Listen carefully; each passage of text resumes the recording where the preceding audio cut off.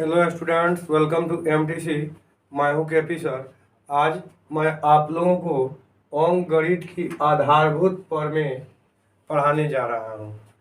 अब अंक गणित की आधारभूत प्रमेय क्या है, इसके बारे में आप लोगों को पहले जानना होगा। तो एक चीज़ है, सबसे पहले जानिए कि अंक गणित का आधारभूत प्रमेय किसने दिया था। तो इसके संबंध में आप लोग कार्ल फ्रेडरिक गॉस का नाम सुने होंगे।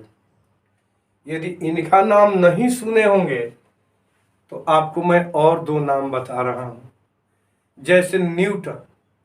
न्यूटन का तो आप नाम सुने होंगे। आप लोग न्यूटन के ही समकक्ष आर्किमिडीज थे, उनका भी नाम सुने होंगे, आर्किमिडीज का। और उन्हीं के समय में आपका ये तीसरा गणितज्ञ कार्ल फ्रायडिक गॉस थे। तीसरा गणितज्ञ कौन थे? Carl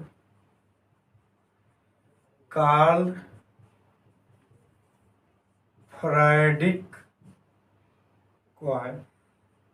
Friedrich Gauss.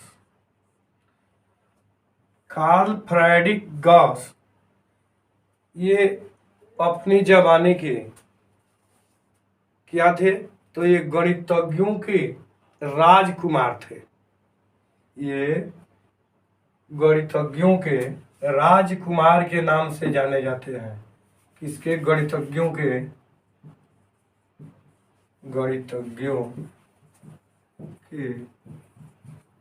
राजकुमार। कार्ल फ्रेडरिक गॉस गणितज्ञों के राजकुमार थे। इन्होंने ही अंक गणित की आधारभूत जो है प्रमेय को पूर्णतः कहिए कि व्याख्याबद्ध किए। हालांकि इसके पहले यानी इनके पहले यूक्लिड ने भी इस पर चर्चा किए थे, जो कि ज्योमेट्री के पिता कहे जाते हैं, यूक्लिड महोदय। तो पहले के ज़माने में ये लोग जो समकक्ष गणितज्ञ थे, इन लोगों का योगदान विज्ञान के क्षेत्र में भी काफ़ी रहा है। जैसा कि आप लोग पढ़े होंगे पिछले कक्षाओं में, न्यूटन का नियम या न्यूटन के बाद आपका जो है आर्किमिडीज, ये सब का सिद्धांत आप लोग पढ़ लिए हैं। तो चलिए अब आप लोगों को अंक गणित की आधारभूत प्रमेय के बारे में बताने जा रहे हैं कि ये क्या है। तो अंक गणित के आधारभूत प्रमेय में कहा गया है कि किसी भी भाज्य संख्या को उसके अभाज्य गुणनखंड के रूप में व्यक्त किया जा सकता है। यानी किसी भी भाज्य संख्या को अभाज्य संख्याओं के गुणनखंड के गुणनफल के रूप में, यानी गुणनखंड जो होता है अभाज्य संख्याओं के गुणनफल के रूप में व्यक्त किया जा सकता है।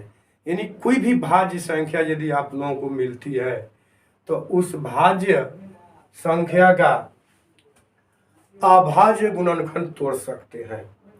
और अभाज्य गुणनखंड जब तोड़ेंगे तो अभाज्य गुणनखंड का निरूपण किसी क्रम में नहीं भी करेंगे तो समान ही वैल्यू लेकर, मान लेकर आएगा। तो यही इनका प्रमेय रहा है। किसी भी भाज्य संख्या को अभाज्य संख्याओं के गुणनफल के रूप में व्यक्त किया जा सकता है। क्या है कि किसी भी भाज्य संख्या, जो भी आपको भाज्य संख्या मिलेगी उसको अभाज्य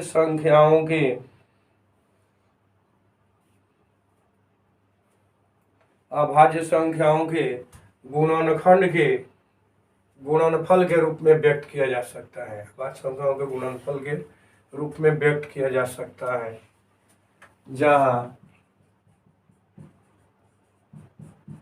अभाज्य गुणनखंडों का क्रम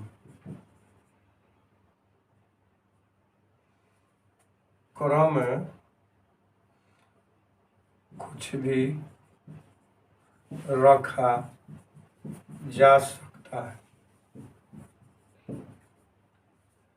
ये जो है हमने इसको तोड़ करके लिखे हैं। यदि ये प्रमेय के रूप में पूर्णतः लिखना होगा तो लिख रहे हैं। देखिए, एक आप लोगों के बुक का प्रमेय 1.3 है। कह रहा है कि प्रत्येक भाज्य संख्याओं को अभाज्य संख्याओं के एक गुणनफल के रूप में व्यक्त यानी गुणनखंडित किया जा सकता है, तथा यह गुणनखंडन अभाज्य गुणनखंडों के आने वाले क्रम के बिना अद्वितीय होता है। तो इस तरह से जो है आप याद करेंगे तो जो किसी के कथन को हूबहू जब याद करते हैं तो उसे थोड़ा रटना पड़ता है, और यदि उसको तोड़ करके याद करते हैं तो आसानी से याद हो जाता है। जैसा कि इसी को मैंने पहले लिख दिए हैं कि किसी भी भाज्य संख्याओं को अभाज्य संख्याओं के गुणनफल के रूप में व्यक्त किया जा सकता है। बात आपकी वही हुई, जो यहाँ पर कह रहा है वही बात वहाँ भी हुई, लेकिन उसका जो है थोड़ा चेंजिंग हो गया कि किसी भी भाज्य संख्याओं को अभाज्य संख्याओं के गुणनफल के रूप में व्यक्त किया जा सकता है, जहाँ अभाज्य गुणनखंडों का क्रम कुछ भी रखा जा सकता है। अब देखिए वही चीज यहाँ कह रहा है कि किया जा सकता है, तथा यह गुणनखंडन अभाज्य गुणनखंडों के आने वाले क्रम के बिना अद्वितीय होता है। बात वही। तो जैसे देखिए ना, आपको हम एक एग्जाम्पल ले लेते हैं 230।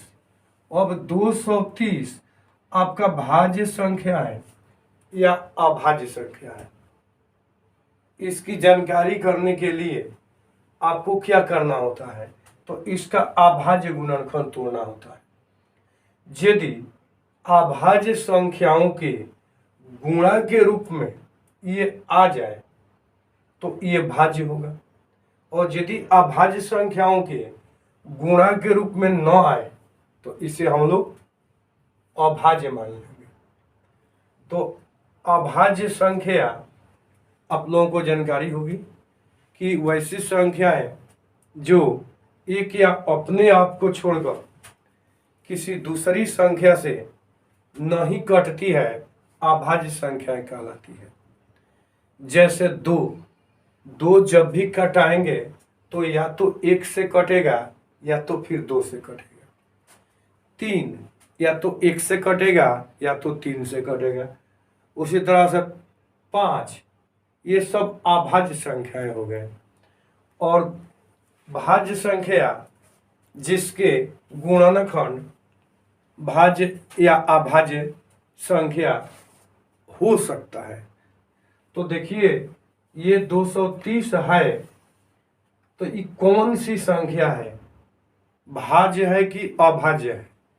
इसकी जानकारी के लिए आपको करना वही होगा कि इसका अभाज्य गुणनखंड तोड़िएगा, तो फिर इनका प्रमेय आपका लागू हो जाएगा कि किसी भी भाज्य संख्याओं को, ये यदि भाज्य संख्या है तो इससे अभाज्य संख्याओं के गुणनफल के रूप में व्यक्त आप करेंगे, ये तो निश्चित है। देखिए इसका मैं गुणनखंड कर रहे हैं यदि आप लोगों को गुणनखंड करना है तो शॉर्ट कट में गुणनखंड भी कर सकते हैं, और नहीं तो इसको डायरेक्ट कीजिए। जैसे इसको पहले हम 2 से डिवाइड करेंगे, इसलिए कि जिन संख्याओं का इकाई अंक 0 या सम संख्या होती है वो संख्या 2 से कट जाती है। तो ये आपको 2 से घटाएंगे तो 2 कम 2 और 2 कम 2 और 15। अब देखिए, अब इसका इकाई अंक 5 हो गया, तो ये 2 से तो नहीं कटेगा क्योंकि सम संख्या नहीं है। 3 से, तो इन दोनों को जोड़ करके तीनों अंक को जोड़ेंगे, यदि जोगफल 3 का गुणज होता है तो 3 से कटेगी, अन्यथा 3 से नहीं कटेगी। तो इसमें हम जोड़ते हैं तो 7 होता है, ये 3 से नहीं कटेगी। तो अब आपको क्या करना है, 5 से चेक कीजिए, तो 5 दूना 10 और 5 3 15, 5 दूना 10 5 3 15, अब हो गया 23। तो आपका ये आ गया 2 गुना 5 और गुना 23। तो देखिए ना, 230 के बारे में आप क्या कहेंगे? कहेंगे कि यह एक भाज्य संख्या है, यह एक भाज्य संख्या है। और आपसे अगला पूछता है कि यह क्यों भाज्य संख्या है, तो कहेंगे कि इसलिए भाज्य संख्या है कि इसके गुणनखंड 2 5 और 23, यानी 3 गुणनखंड है, एक के अलावे और स्वयं इस संख्या को छोड़। तो ये गुणनखंड के रूप में तो इसको हम व्यक्त कर दिया भाज्य संख्या के। तो यही कह रहा है, किसी भी भाज्य संख्याओं को अभाज्य संख्याओं के गुणनफल के रूप में व्यक्त किया जा सकता है, जहां अभाज्य गुणनखंडों का क्रम कुछ भी रखा जा सकता है। अब देखिए ना, ये तो हमने ऐसे रख दिया, तो क्या हम इसको यदि इस तरह से लिख दें कि 5 गुना 23 और गुना 2, तो 230 नहीं होगा, इसका मान बदल जाएगा? कहेंगे कि नहीं बदलेगा। तो इसका मान जब नहीं बदलेगा तो हुआ ना ये बात कि अभाज्य संख्याओं का गुणनफल के रूप में व्यक्त किया जा सकता है, जहां अभाज्य गुणनफलों का क्रम कुछ भी रखा जा सकता है, क्रम कुछ भी रखा जा सकता है। इतना ही नहीं, इसको ऐसे भी हम तो लिख सकते हैं जी, इतना भी क्रम में लिख सकते हैं कि 5 गुना 2 गुना 23, ये भी तो उतना ही होगा। तो इस तरह से हम तीनों में से किसी भी तरीके से इसको व्यवस्थित कर सकते हैं, और भी जो आपको तरीका लगे व्यवस्थित कर सकते हैं, इसका कोई इस पर अंतर पड़ने वाला नहीं है। चलिए, इसके बाद हम आगे आपको बता रहे हैं अंक गणित के आधारभूत प्रमेय के बारे में। अभी भी हम आप लोगों को बताए, अब इसका उपयोग बताने जा रहे हैं। क्योंकि हमने प्रयोग तो बता दिया, प्रमेय तो बता दिया, अब कहेंगे कि प्रमेय तो बता दिए सर, इसका उपयोग कहाँ होगा? इसलिए कि हो सकता है कि आप लोग नहीं पढ़े होंगे, तो कहेंगे कि इसका उपयोग होगा क्या? स्वाभाविक है, जो थ्योरम पढ़ते हैं उसका उपयोग देखते चलेंगे तो और बेहतर होगा, समझ में आएगी। तो देखिए, इसका उपयोग जो होता है, तो पहला उपयोग हम ले लेते हैं कि 2 संख्याओं या 2 से अधिक संख्याओं का मौसा गुणनखंड विधि से ज्ञात करने में। इसमें क्या होगा, HCF गुणनखंड विधि से ज्ञात करने में।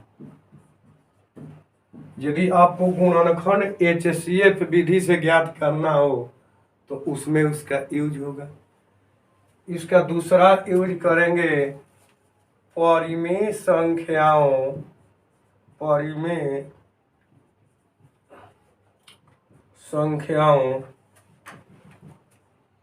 का दशमलव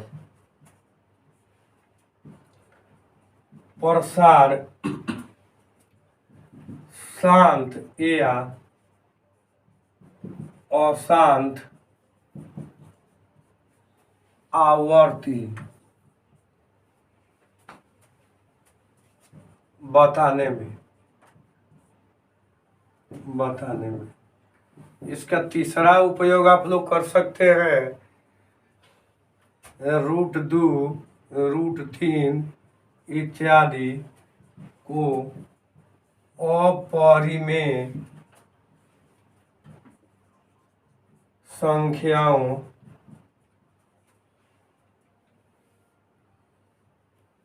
को अपरिमेय संख्याओं के रूप में सत्यापित करने में जैसे आप लोग पढ़े थे ना कि सिद्ध करें कि अंदर एक अपरिमेय संख्या है, तो उसमें भी अंकगणित के आधारभूत प्रमेय का उपयोग आपको होता है। अब चलिए हम एक एक के बारे में आप लोगों को बताने के लिए जा रहे हैं। इससे पहले आप लोग एक चीज़ ध्यान दीजिएगा, अभी मैंने आपको दूसरा चैप्टर पढ़ाने जा रहा हूँ। यदि आप लोगों को अच्छी लगती है तो आप लोग सब्सक्राइब करें, लाइक करें, वीडियो को देखते रहें। मैं आप लोगों को फ्री में मैथ पढ़ा दूंगा। इसके लिए आप लोगों को एक भी रुपया खर्च करने की आवश्यकता नहीं है। यदि कहीं ट्यूशन आप नहीं भी पढ़ेंगे, वीडियो से बने रहेंगे, तो आपको निश्चित रूप से मैं पूरा का पूरा मैथमेटिक्स पढ़ा दूंगा। तब तक के इसको देखिए, आगे मैं बता रहा हूँ।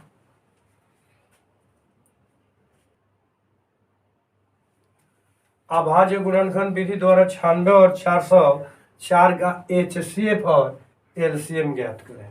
अभी हम बताएं कि HCF ज्ञात करने में भी आपको इस जो थ्योरम है प्रयोग किया जाता है। तो HCF आपको ज्ञात करने के लिए कह रहा है। तो अभाज्य गुणनखंड, पहले आपको इसका अभाज्य गुणनखंड करना होगा। तो 2 से अभाज्य गुणनखंड देखिए, सम संख्या है 2 से होगा। 4 दूना 8, 1 बच गया 16, और इसके बाद 2 8 16। फिर 2 से करेंगे तो 2 दूनी 4, 4 दूना 8, फिर 2 से हो जाएगा आपका। तो 2 1 कम 2, 2 दूनी 6, फिर 2 से हो गया 6, फिर 2 से हो गया 3, और इसके बाद में 404 का करना है। तो इसमें फिर आपका 2 से हो जाएगा 2 0 2, फिर 2 से हो जाएगा 1 0। अब आपको HCF करना है। HCF ऑफ, सॉरी पहले ऐसे कर लीजिए जो शामिल है। 96 का अभाज्य गुणनखंड आपका हो गया 1 2,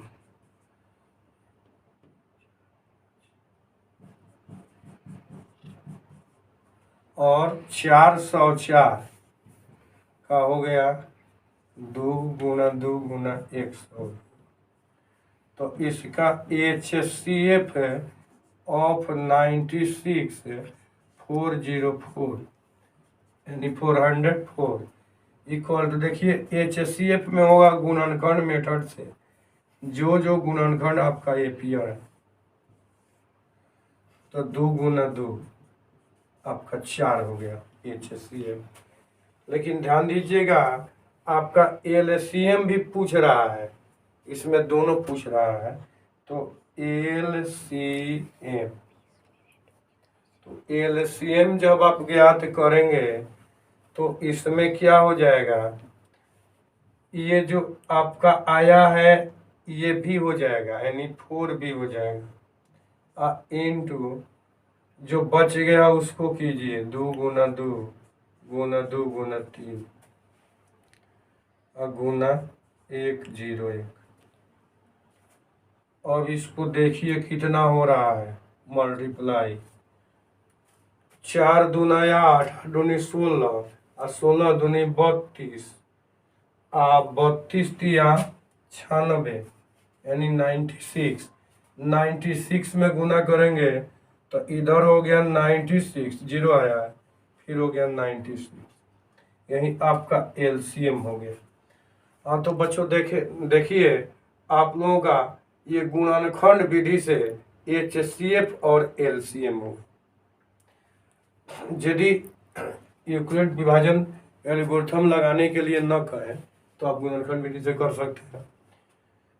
एक चीज मैंने आप लोगों को बार बार अपने वीडियो में जिक्र कर रहे थे जब भी पढ़ा रहे हैं बता रहे हैं कि हम लॉन्ग और शॉर्ट दोनों बनवाना चाहते हैं। तो देखिए इसमें आपको कैसे ये शॉर्ट में भी बन सकता है, शॉर्ट में भी इसको बनाया जा सकता है। देखिए इसको शॉर्ट में मैंने बोला था जो बड़ा है ना उसको ऊपर आप लोग लिख लीजिए और जो छोटा है उसको नीचे लिखिए और इसको कटाइए। अब नीचे इसको HCF भी डाल सकते हैं, HCF आपको करना है ना, तो 96 और 404 इसका HCF करना है। यहाँ कटाएंगे यहाँ लिखेंगे, ऐसे बगल में लिख सकते हैं, कोई बात नहीं है, ये नहीं लिखना होगा तो। अब देखिए आपको ये कितना से कटेगा, तो ये 4 से कटेगा और ये भी 4 से कटेगा। तो यदि चाहेंगे तो डायरेक्ट 4 से कटा देंगे, तो 4 दूना 8, अच्छा चौका 16, अब फिर ही जो है 4 से आपका कटेगा 0 1।